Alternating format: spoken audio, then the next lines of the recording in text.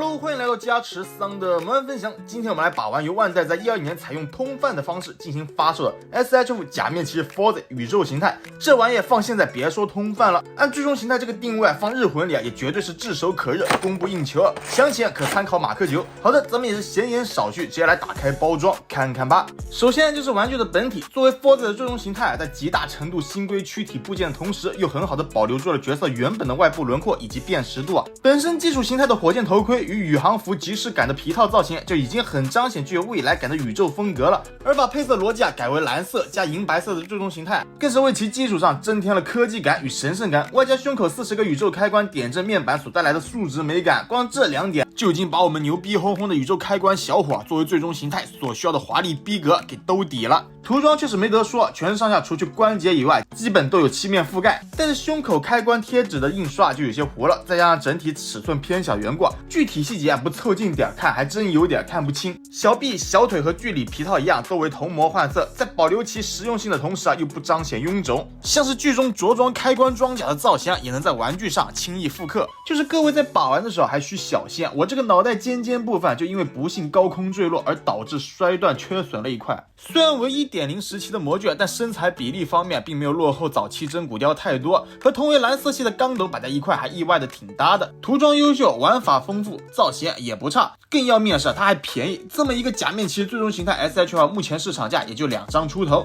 要是海淘捡漏说不定还有更便宜的。如果问我哪个平台海淘比较省力，这边我推荐微信关注日淘酱公众号，点击进入与梅卢、日拍等知名二手平台都有合作，里面搜加持有额外福利，在这里可以找到很多稀有的特色周边，类似国内的闲鱼，普遍还比国内便宜，可以去蹲下捡个漏，直邮到家，时效很快。最新上线的顺丰专线，从日本到国内最快只需要2天。周6梅卢可享88折，每周1、3、4、5梅卢92折不限购。像这一套3重加重光加原生支出捆绑购买才900多，直接实现一步到位点击下方评论区链接也能直达。好的，那么回归话题。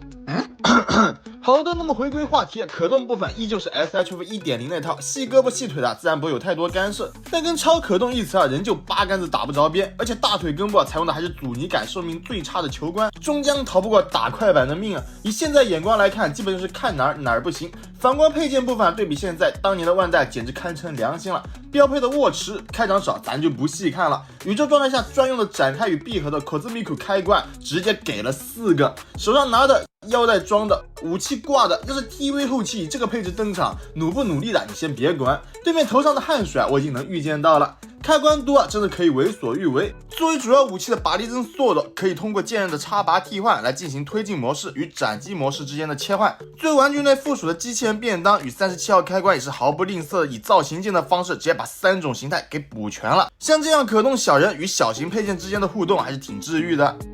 OK， 那么以上就是本款 SHF 假面骑士 Forza 宇宙形态的全部内容了。配件方面真的没得说，把能给的都给你塞进去了。这玩意要是让现在的万代来做，别的不好说，37号开关和便当机器人肯定是不附带的。但很可惜不论是从单体的把玩手感，亦或者是入柜难以与新素体的 SHF 和真骨雕产生共鸣这2点来看，这款老 SHF 都是那么让人望而却步。如果不是作为4载死忠粉的话，建议还等等万代推出真骨雕版本的。毕竟凯5之前的平成骑士就差它和剑了，相信也不会等太久。好的，那么本期视频差不多就到此结束喽，感谢各位的观看与支持，我们下期不见不散，拜拜。